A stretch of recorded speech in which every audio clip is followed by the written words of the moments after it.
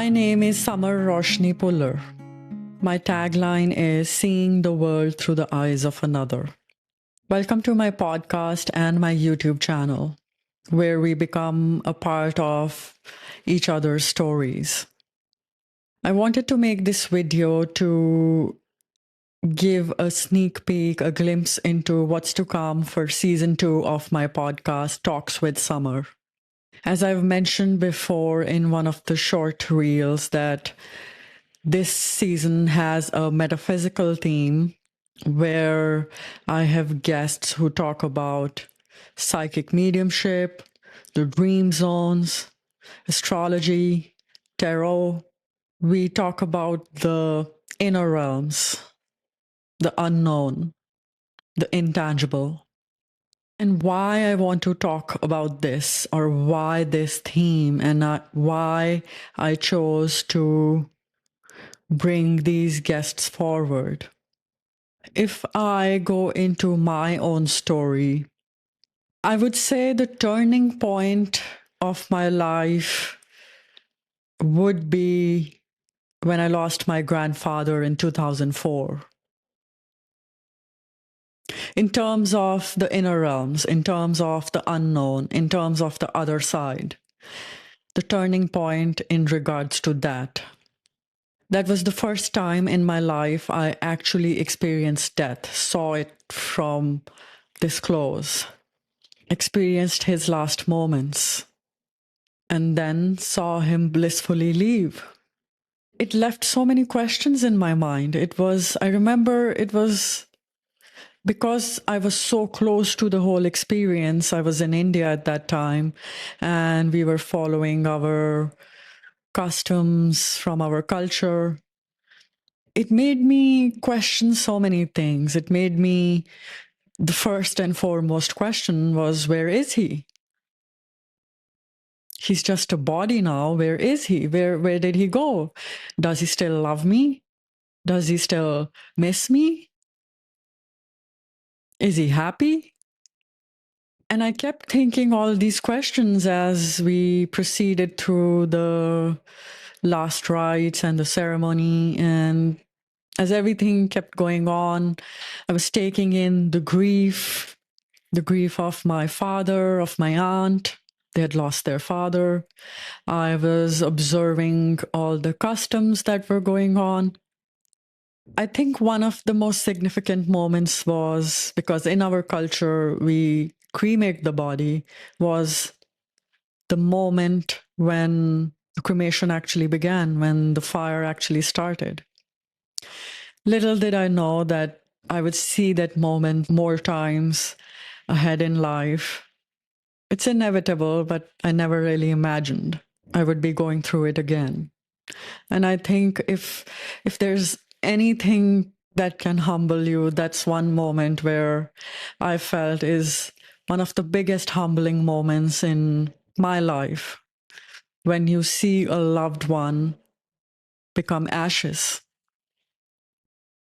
And I experienced that again, pushing my mother's and my brother's coffin into the fire with my very own hands. And it made me think, maybe that's the real reality. Maybe that's the truth. And I have never been the person who believes that we only live once. Yes, we only live once in this identity, but I do not believe that we only live once. I know we live more than once.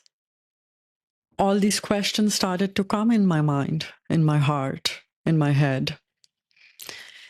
And going back to my grandfather's time, I was 21 at that time, and I remember having all these questions. And now I have always been very attuned to energies.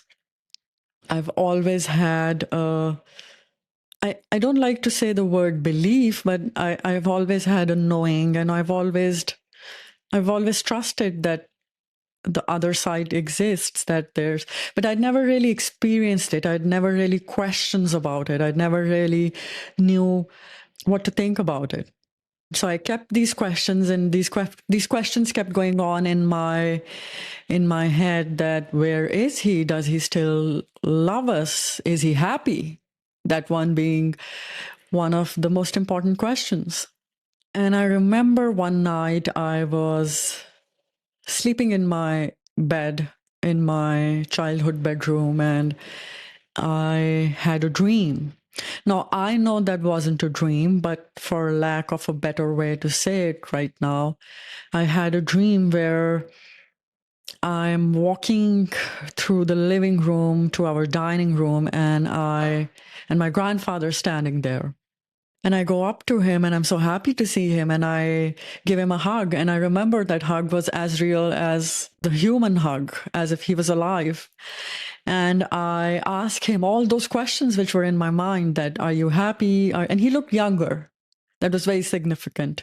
He looked younger. His body looked younger from the moment he had passed to what I was seeing him as. And he says that, yes, I'm very happy, but I do miss all of you a lot. And so on and so forth. The dream proceeded. And I remember walking back from the dining room, and I clearly remember my walk. And I walk back into my bedroom, and I see my body lying there, and I go back into the body. Now, we could call it an out of body experience. We could call it a dream. We could call it whatever we want to call it. I know it's a truth. For me, it's as true as meeting someone who's alive, who's physically alive.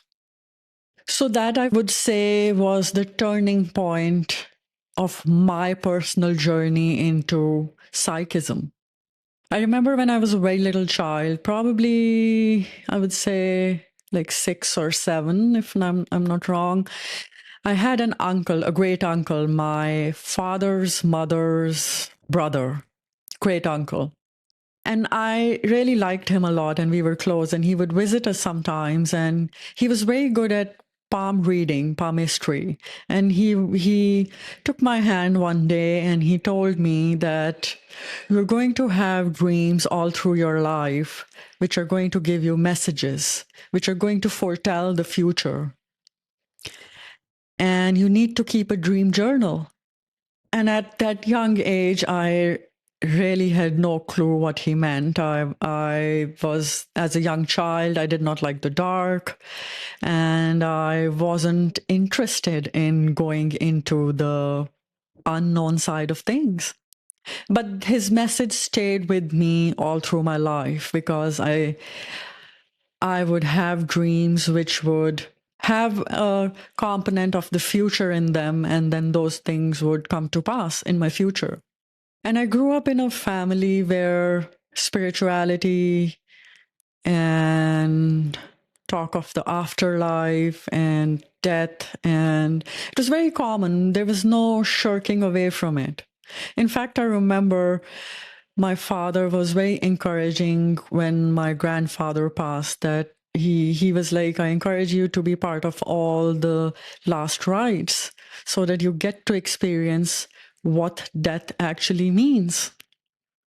There was no like, no, you need to stay away, nothing like that. And I think it was important for me to experience that.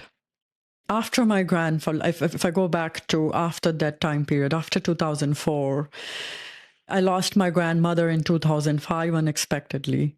That factor got reiterated. I kept thinking that the body is gone, but the soul cannot be gone, because I kept thinking this all through, that one of my personal logics was that love is eternal, soul is eternal.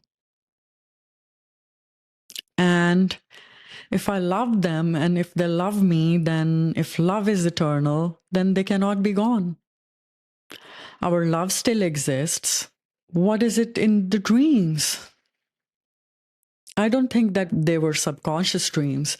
Having explored more into the dream realms now, and I've taken classes also to explore more into them, and I know more of it academically too, that they're subconscious dreams, yes, but I knew I had an understanding, and that understanding grew more over time of what kind of dreams I was having. What were my dreams saying? Were they thought dreams? Were they subconscious dreams? Were they actually out of body experiences where I was meeting my passed on loved ones? So I was very, I was able to, I am able to discern those things very clearly now. Especially after I lost my mother in 2020. That was probably, I would say, one of the most painful moments in life. But I just, I remember 3 weeks before her passing, the kind of dreams I had, and they were a clear signal of what was to come. But I did not interpret them that way. I did not know what they were saying. I remember she shared a dream with me about 10 days before she passed. And if I think about that dream now, it was clearly stating that there was distance growing between us physically. So if I talk about going back to it, if I talk about the period between my grandfather's passing and then till 2020, I kept exploring all of these things more and more. I kept connecting to the energies. Kept connecting to the love. I would sense my grandfather a lot. One of my strong understanding of the psychic realms is that if you do desire to connect with someone on the other side, or if you want to get in contact with someone on the other side, you will figure out your personal method. But one of the key elements, other than trust, yes, of course, without trust, it's not possible. In this space, you won't be able to go further. I'm not able to go further if I start to doubt. But beyond trust, the only thing that we need is love. I have felt that I can draw the souls closer with love, with the magnet of love. And this long journey of over a decade kept going on where I had questions and my questions would get answered, and then I had connections with people, and I had connections with men, and I could sense energies, I could sense their feelings. I would have dreams about people I would meet, and one of the most, this is a little funny and it's significant, is that if I ever dated someone and there was someone else in the picture, I would always have a dream about a third person. And again, it took me some time to interpret all of these things. Today, I sit here and my interpretation is so much more clearer that I'm comfortable. But I remember going crazy with the interpretation, have like something misinterpret all those things, or not know what the messages, what the dreams, what the senses were trying to tell me. All through the last decade, I kept working on my art, and I was painting a lot. I was painting with myself in my alone space. And that was one of the times where I would connect and feel the energies a lot. And I've always said it, and I'm getting more clear about it verbally, that I've always painted energy. I paint energy with colors. I feel energy. Energy is my first language. I am a clairsentient. I guess the only thing I needed was the courage to put it out there, because there's no validation anyone is going to give me. I have to be my own validation.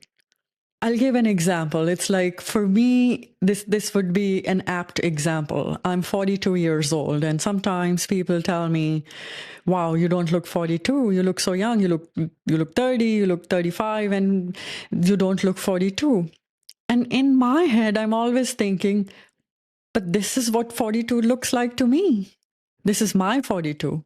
Your 42 is different from what mine is, but I cannot define what 42 looks like to me from the people who are outside of me.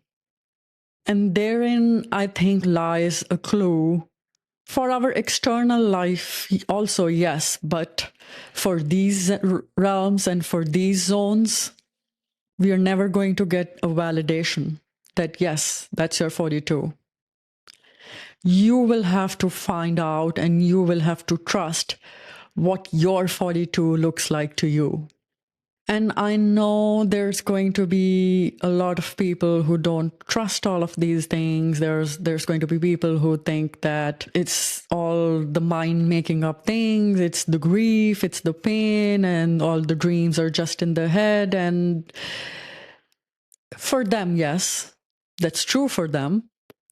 For me, my truth is that I am a person who is very attuned to my other senses, my psychic senses. And I live my life, and this is an honest truth, I live my life not with my five senses. Each moment of my life, I'm living it through maybe like 7 or 8 senses, maybe more. My phone just rang, and I know I got a text, and I know who it is. Not because I was expecting a text or I was expecting a call, but I can sense energy. I can sense the person's energy. And I don't think there's anything special about this. I think it's like hearing. If someone calls out to me now, I'll hear it. So if someone's calling out to me energetically, I know, I can hear I can feel the energy. We've heard of something called telepathy. A few months back, I got a puppy, and multiple times it's happened now that if I go into a dark zone during my dream time, he comes into my dream and he starts barking and wakes me up.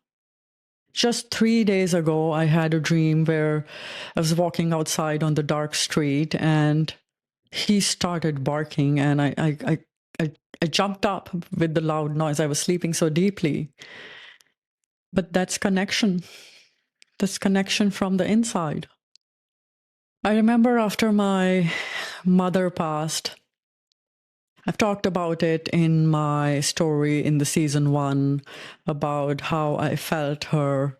Before I knew the news that she was gone, I knew that she was gone because I felt her soul in the apartment. And I remember consequently, a few days after that, I remember the feeling that she was there in the apartment. And I remember there were a few things. I remember I was standing in the hallway one day and I felt her go through me.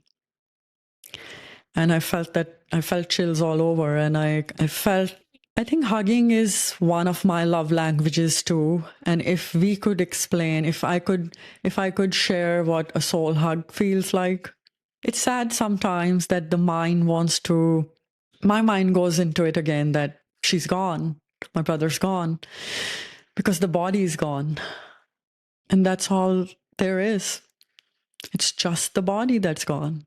And yes, because I've lost loved ones, the other side is even more significant to me. But I was probably always very open to the other senses. And I think oftentimes I would not like it. I would resist it. I would feel that nobody knows how I feel. I feel extra things. And imagine if you, just a funny example, imagine if you text a friend and they don't get back to you for 3 days. And now I know that they saw my message. I know that they probably read it because I can sense that energy. I can sense their reaction to it. I can sense their reply to it, their energetic reply to it. And then when you speak to them, they say, "Oh, I didn't see your message." That's one of the things which amuses me so much all the time. But I guess it goes with the territory, like they say. Coming back to psychism, this is the first time I'm putting this all out there openly, and I'm still finding words for it, still articulating it in better ways. So my point is this, that I don't think that I'm gifted or I'm genius or what. I just feel that I've always wanted this. I've always been open to it. And that made me get in touch with them more. So if this is something which you're interested in, this is something which makes you curious, join me for season 2. And I have some of the most wonderful guests that agreed to come and speak to me and give interviews. And there's so much more that comes to my mind from my dream world and from my personal story. And I'll continue to share it more and more. But I wanted to make this video to give everybody a preview, a taste of why this is important to me, of why this theme, of why I'm sharing more about this. Because this is who I am, and this is who we all are. So join me for season 2, coming out next month, as we go deeper into the inner realms and we get to hear experiences from people who have been in their own areas of expertise and their fields for many, many years. Follow me and subscribe to my podcast and my YouTube channel to support me. And please leave a comment and let me know what you think of the inner realms, what you think psychism means to you. Do you believe in telepathy? Stay tuned. Thank you.